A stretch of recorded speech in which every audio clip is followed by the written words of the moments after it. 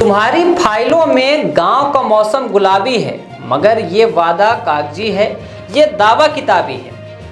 रीवा में विकास की बिछिया बीहर तो बारहों महीने बहती हैं, लेकिन इस विकास की हकीकत बारिश के मौसम में निकलकर सामने आती है।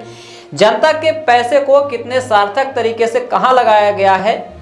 बदलते दौर के हिसाब से रीवा को बदलने की कोशिश विकास पुरुष द्वारा लगातार की जा रही है, लेकिन उसके गुणवत्ता, उसके मानक मापदंड सब बाढ़ में तैरते दिखाई देते हैं। सड़कें रीवा में एक तरफ बनती हैं, एक तरफ उखड़ने लगती हैं, फिर बनती हैं, फिर उखड़ती हैं। रीवा में 12 महीने एक ही सड़क पर काम चलता रहता है। सड़क बनाकर सीवर लाइन डालने का काम किया जाता है, सड़क टूटती है, जनता परेशान होती है, उसके बाद फिर से सड़क बनाने का कार्य किया जाता है।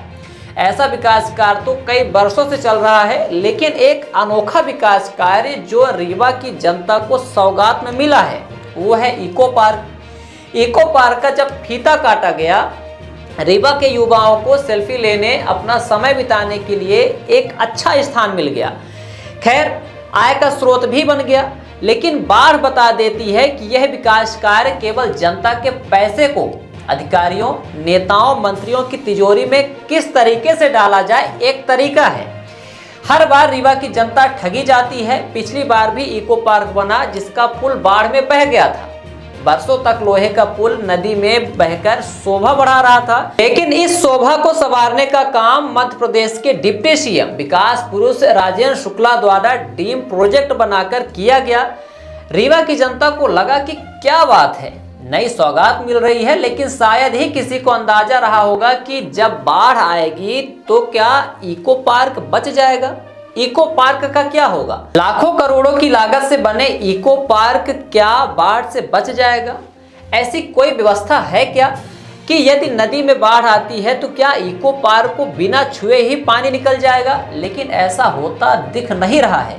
एक बार फिर रीवा को विकास के बाढ़ की भेंट चढ़ाने वाले नेताओं के चेहरे धूमिल दिखाई दे रहे हैं, क्योंकि रीवा का इको पार्क डूबने की कगार में है।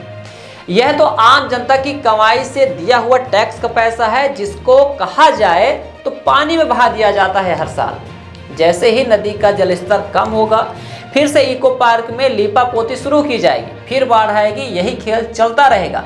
खैर, अभी तो यह कुछ घंटे की बारिश में ऐसा माहौल है, ऐसे हालात बन गए हैं। अभी पूरा सावन बीता भी नहीं है, बारिश का मौसम 1 महीना हुआ है।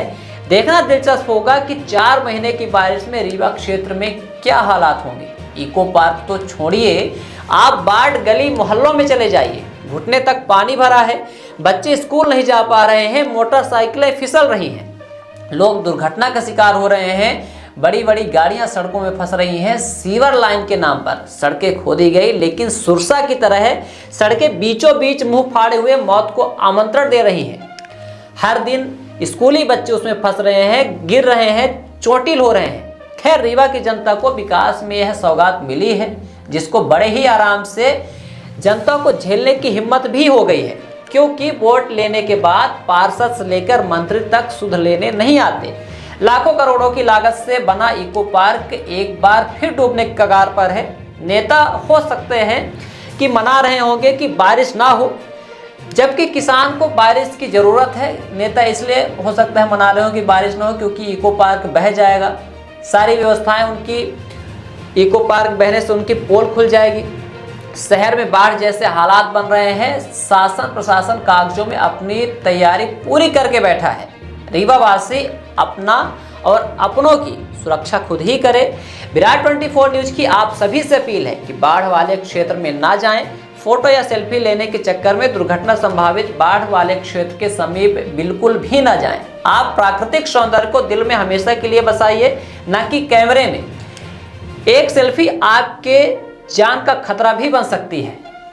सतर्क रहिए, सुरक्षित रहिए। इको पार्क को लेकर आपकी क्या राय है, हमें कमेंट बॉक्स में जरूर बताइए।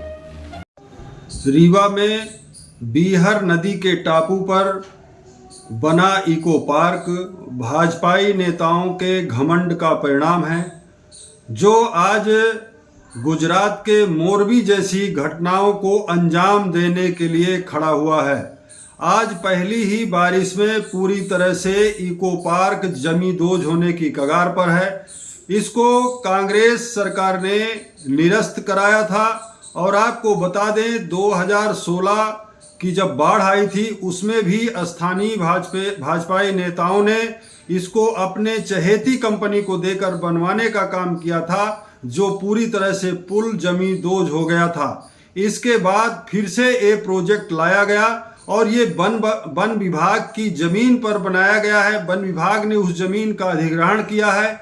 इसके बाद वो प्रोजेक्ट भाजपाई नेताओं के इशारे पर एक प्राइवेट व्यक्ति को दिया गया है, जो मौत को आमंत्रण दे रहा है। Somany tiles, perfect marketing. हमारे यहाँ उपलब्ध है wall tiles, elevation, floor tiles, parking tiles, sanitary के सभी आइटम। एक बार सेवा का अवसर अवश्य प्रदान करें।